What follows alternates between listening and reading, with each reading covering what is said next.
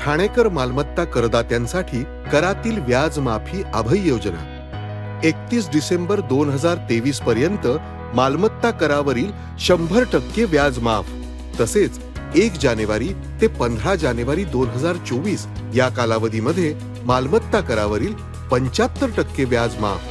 त्याचप्रमाणे 16 जानेवारी ते 31 जानेवारी 2024 या कालावधीमध्ये मालमत्ता करावरील 50% व्याज माफ।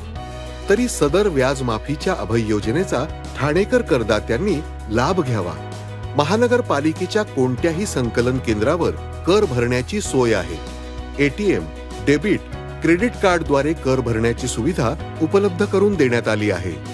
सोमवार ते शनिवार या दरम्यान सकाळी 10:30 ते सायंकाळी 5 वाजेपर्यंत संकलन केंद्राची वेळ असून करदात्यांच्या सोयीसाठी रविवारी संकलन केंद्र सकाळी 10:30 ते दुपारी 1:30 वाजेपर्यंत सुरू ठेवण्यात येत आहेत। यासोबतच ठाणे महानगरपालिकेच्या propertytax.thanecity.gov.in या संकेतस्थळावर ऑनलाईन पद्धतीने मालमत्ता कर भरण्याची सुविधा उपलब्ध करून देण्यात आली आहे। तसेच गुगल पे, फोन पे, पेटीएम आणि भीम ॲपद्वारे आपला कर सुलभतेने जमा करू शकता। ठाणे महापालिका क्षेत्रातील सर्व करदात्यांना विनंती आहे की आपण या व्याज माफी अभय योजनेचा जरूर लाभ घ्या आणि आपला मालमत्ता कर लवकरात लवकर महापालिकेमध्ये जमा करून महापालिकेस सहकार्य करा। धन्यवाद। आपली माणसं, आपला देश, पाहत रहा जनादेश। गंभीरावस्थेत दाखल करण्यात आलेल्या त्या 6 आशा वर्कर्सच्या प्रकृतीत सुधारणा।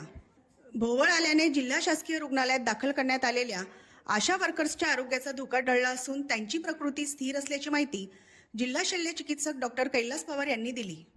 विविध मागण्यासाठी शहापूर ते मंत्रालय दरम्यान काढण्यात आलेल्या पदयात्रेत वाढत्या उष्म्याने भोवळ येऊन त्या बेशुद्ध पडल्या होत्या। त्या सगळ्यांना शासकीय जिल्हा रुग्णालयाअंतर्गत येणाऱ्या शहापूर येथील आरोग्य केंद्रात दाखल करण्यात आले होते। जागतिक आरोग्य संघटनेने दखल घेतलेल्या आशा वर्कर्सला राज्य सरकारकडून न्याय मिळावा त्यासाठी विविध मागण्या घेऊन आशा वर्कर्स मंत्रालयावर निघाल्या होत्या। पदयात्रा काढून त्या सरकारचे लक्ष वेधू पाहता आहेत। ही पदयात्रा ठाण्याकडे येत असताना अनेकांना भोवळ आल्याने त्या बेशुद्ध पडल्या। अनेकांना श्वास घेण्यास त्रास झाला। त्यापैकी 18 जणींना या त्रासापासून भिवंडी येथील आरोग्य केंद्रात दाखल करण्यात आले। तिथे 12 जणांवर उपचार करून त्यांना डिस्चार्ज देण्यात आला, तर 6 जणांचे प्रकृती खालावल्याने ठाणे जिल्हा सामान्य रुग्णालयात त्यांना हलवण्यात आले। या ठिकाणी त्यांच्यावर उपचार सुरू असून त्या धोक्याच्या बाहेर असल्याचे जिल्हा शल्य चिकित्सक डॉक्टर कैलास पवार यांनी सांगितले। आपल्याकडे काल या भिवंडीवरनं चालत येत असताना काही लोकांना चक्कर येऊन पडल्या, काहींना त्रास व्हायला लागला, तर आपण तात्काळ आपली टीम त्यांच्यासोबत होतीच। त्यांना आयजीएम हॉस्पिटलला दाखवण्यात आलं आणि त्याच्यानंतर जेव्हा वाटलं की ट्रीटमेंटची वगैरे गरज आहे त्या सिव्हिल हॉस्पिटल ठाण्याला त्यांना रिफर करण्यात आलं। आपण इकडे त्यांना ॲडमिट केलं। ऑब्वियसली आम्ही त्या सुप्रिटेंडन्सी डॉक्टरांशी बोलवतो म्हणून त्यांना इकडे बोलवलं आहे। आणि हा जो वाढ बघाल आपण आशाचा मोठा मोर्चा इथे आलेला आहे। त्या आशा वर्करसाठीच हा वाढ आपण तयार केला। आपण 150 बेडची तयारी केलेली आहे आणि जास्त जर कोणाला लागलं तर आपण जवळपास 2 बेड पण देणार आहे। तर काही समजा आजारी पडलेच लोक तर त्यांना सगळ्यांना मेडिकल व्यवस्था प्रॉपरली मिळावी ही आमची तळमळ आहे। आणि त्या दृष्टीने काल आम्ही या 6 लोकांना ॲडमिट केलं होतं, त्यांना व्यवस्थित ट्रीटमेंट केली। आताही त्या पद्धतीने खरोखर तुझे हॉस्पिटल आशीर्वाद देत आहे, सगळ्या स्टाफनी त्यांना मदत केली। दरम्यान जिल्हा रुग्णालयात त्यांची योग्य काळजी घेऊन त्यांना बरे करण्यात आल्याने उपचार घेत असलेल्या आशा वर्कर आणि इतरांनी डॉक्टर कैलास पवार यांना धन्यवाद दिले। मी अनगाव PSC मध्ये काम करते, राहते मिटपडा शेलार आणि इथं मी हॉस्पिटलमध्ये चक्कर येऊन तिथं पडलेली या स्टॉपनी मला इथं आल्यावर सगळी व्यवस्थित सोय दिली ना आता मी बिलकुल बरी आहे। घरी जाऊ शकते, एरियात काम करू शकते। जार निघाल्याशिवाय काम करणार नाही। जार आम्हाला पाहिजे म्हणजे पाहिजेच। तुम्ही सेवा खूप केली तुमच्या स्टॉपनी आणि तुमचे ना करून मनापासून सगळं आभार।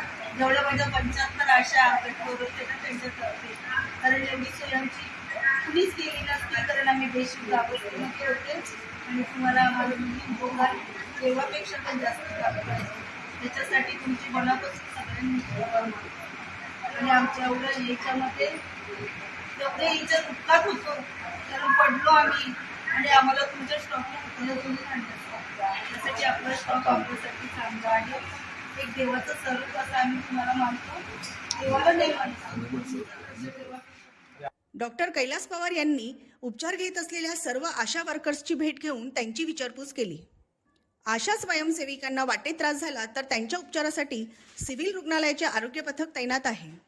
आंदोलनकर्त्यांसोबत वर्ग 1 डॉक्टर निशिकांत रोकडे आणि पथक तैनात आहे. 18 ते 20 रुग्णवाहिका सज्ज आहेत. रुग्णालयात अतिरिक्त जिल्हा शल्य चिकित्सक डॉक्टर धीरज महांगडे यांच्या नेतृत्वाखाली डॉक्टर आळसपूरकर आणि कर्मचाऱ्यांची टीम तैनात आहे. खबरदारीसाठी रुग्णालयात 150 बेडचा विशेष वॉर्ड तयार ठेवण्यात आला आहे. ब्युरो रिपोर्ट, जनादेश.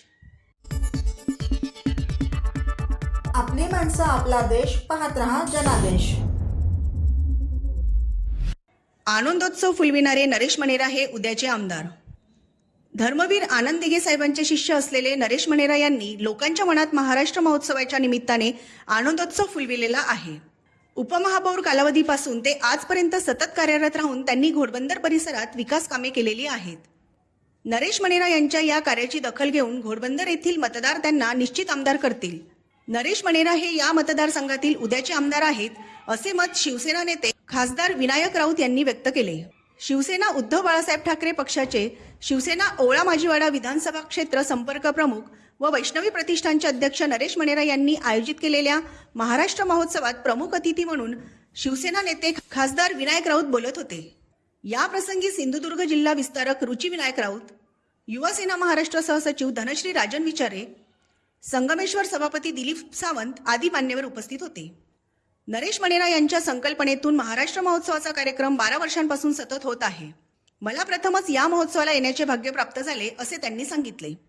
प्रवेश करता क्षणी नरेश मनेरा यांनी उभारलेल्या प्रभू रामचंद्रांच्या मंदिरातील श्रीरामाचे साक्षात दर्शन झाले आणि धन्य झाले. महाराष्ट्र महोत्सवाला प्रेक्षकांचा लाभलेला प्रचंड प्रतिसाद पाहता नरेश मनेरा यांच्या लोकप्रियतेची कल्पना येते. या विभागातील नागरिकांसाठी महाराष्ट्र महोत्सवात नृत्य स्पर्धेच्या निमित्ताने घोडबंदर परिसरातील मुलांच्या कलागुणांना वाव देण्यासाठी नरेश मनेरा यांनी जो प्रयत्न केला आहे तो कौतुकास्पद असा आहे. कोकण महोत्सव अनेक ठिकाणी होतो, पण नरेश मनेरा यांच्या संकल्पनेनुसार विविधांगी कलागुणांनी नटलेला महाराष्ट्र महोत्सव हा एकमेव असा आहे. नरेश मनेरा यांचा उपमहापौर असल्यापासूनचा उत्साह आजही तसाच कायम आहे. धर्मवीर आनंद दिघे साहेबांचे शिष्य असलेले नरेश मनेरा यांनी लोकांच्या मनात महाराष्ट्र महोत्सवाच्या निमित्ताने आनंदोत्सव फुलविलेला आहे. उपमहापौर कालावधीपासून ते आजपर्यंत सतत कार्यरत राहून घोडबंदर परिसरात विकास कामे केलेली आहेत. नरेश मनेरा यांच्या या कार्याची दखल घेऊन येथील मतदार त्यांना निश्चित आमदार करतील. नरेश मनेरा यांचे राजकीय भविष्य उज्ज्वल आहे. आपल्या कामाचे येथील मतदार योग्य ते मूल्यमापन करून तुम्हाला विधानसभेच्या निवडणुकीत विजयाच्या मानाचे पान प्राप्त करून देतील. नरेश मनेरा हे या ओवळा माजीवाडा विधानसभा मतदारसंघाचे उद्याचे आमदार आहेत अशी खात्री आहे, असे उद्गार खासदार विनायक राऊत यांनी काढले. ब्युरो रिपोर्ट, जनादेश. आपली माणसं, आपला देश. पाहत रहा जनादेश. सर्व नागरिकांना आवाहन करण्यात येत आहे की सध्या डासांमार्फत पसरणाऱ्या डेंग्यू या आजाराचा प्रसार रोखण्यासाठी प्रत्येकाने पुढील प्रमाणे कार्यवाही करावी. डेंग्यू आजार एडिस इजिप्ती हा डास चावल्याने होतो. या डासांची पैदास साचलेल्या किंवा साचवलेल्या स्वच्छ पाण्यामध्ये होते. 8 दिवसांपेक्षा जास्त दिवस पाणी उघडे व साचून राहिल्यास त्यात डास अंडी घालतात. अंड्यांच्या अळ्या तयार होऊन पुढे डास तयार होतात. यासाठी आपल्या घरातील पाणीसाठे उदाहरणार्थ बॅरल्स, पिंपे, टाक्या, हौद, रांजणे इत्यादी दर आठवड्याला रिकामे करून घासून पुसून कोरडे करून पुन्हा भरावे. 1 दिवस कोरडा दिवस म्हणून पाळावा. पाणी साठ्यांना घट्ट झाकणे बसवावीत किंवा जुनी साडी, चादर, धोतर यांनी बांधून झाकून ठेवावीत, म्हणजे डास त्यात जाऊन अंडी घालणार नाहीत. घराच्या गच्चीवर, आजूबाजूला, अंगणात कोठेही पाणी साचू देऊ नये. भंगार सामान उघड्यावर टाकू नये. उदाहरणार्थ टायर्स, प्लास्टिक सामान, कुंड्या, टाकाऊ वस्तू इत्यादी. अशा सामानात पावसाचे पाणी साठून त्यात डेंग्यूच्या डासांची पैदास होते. घरातील कूलर्स, फ्रीजच्या पाठीमागील ट्रे हे देखील वेळोवेळी कोरडे करावेत. लक्षात ठेवा, नुसत्या फवारणीने डास घनता कमी होत नाही, तर त्यासाठी डास पैदास ठिकाणे नष्ट करणे ही आपल्या सर्वांची जबाबदारी आहे. कोणताही ताप अंगावर न काढता जवळच्या शासकीय रुग्णालयात मोफत औषधोपचार घ्या. अशा प्रकारे नागरिकांनी सहकार्य केल्यास डेंग्यूचा प्रसार रोखणे सहज शक्य आहे.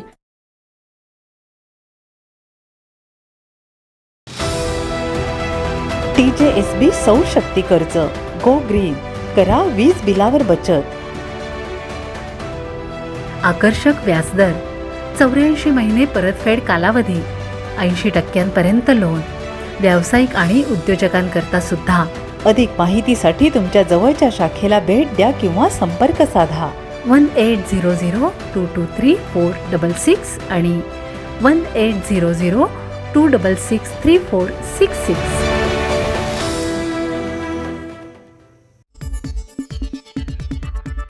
आपली माणसं, आपला देश, पाहत रहा जनादेश.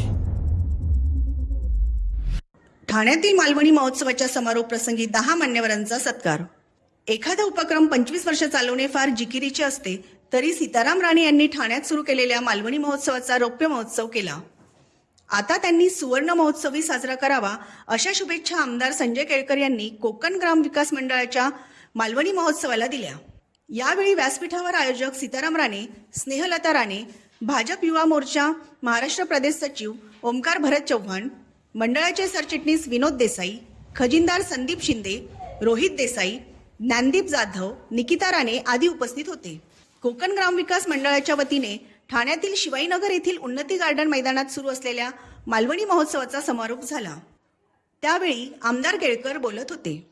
या प्रसंगी डॉक्टर अमोल गीते, सुनील विजय भोगटे, कुमारी स्पृहा जाधव, नंदकुमार झिपरू पाटील, निशा फुलसुंदर, डॉक्टर प्रवीण बिरमोळे, सुहास चव्हाण, पंकज पाडाळे, गजेंद्र गोडकर, अरुण लोंढे आदी समाजहितैषी नररत्नांचा सत्कार आमदार संजय केळकर व आयोजक सीताराम राणे यांच्या हस्ते करण्यात आला. यावेळी बोलताना आमदार केळकर यांनी, मी ठाणेकरांचा आपला हक्काचा माणूस आहे, त्यामुळे मालवणी महोत्सवाच्या उद्घाटनाला आणि समारोपालाही उपस्थित असल्याचे सांगितले. पुढे बोलताना साहित्यापासून क्रीडा, मनोरंजन अशा अनेक क्षेत्रातील रत्ने कोकणात आहेत. सर्वाधिक भारतरत्न तर कोकणातच आहेत. वस्त्रहरणचे गंगाराम गवाणकरांसह अनेक मालवणी लोकांशी माझा घनिष्ठ संबंध आले, किंबहुना आता तर मालवणचा ठेवा 7 समुद्रापार गेला आहे. अशा या मालवणी महोत्सवात गेले 10 दिवस ज्ञान, मनोरंजन, कोकणी मेवा आणि खाद्य संस्कृतीसोबतच पर्यावरण शुद्धतेचे अग्निहोत्र करण्याची दुर्मिळ संधी नागरिकांना उपलब्ध झाली.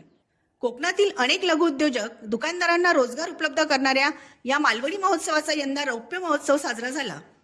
तेव्हा भविष्यात सुवर्ण महोत्सवी साजरा व्हावा अशा शुभेच्छा आमदार संजय केळकर यांनी व्यक्त केल्या. ब्युरो रिपोर्ट, जनादेश.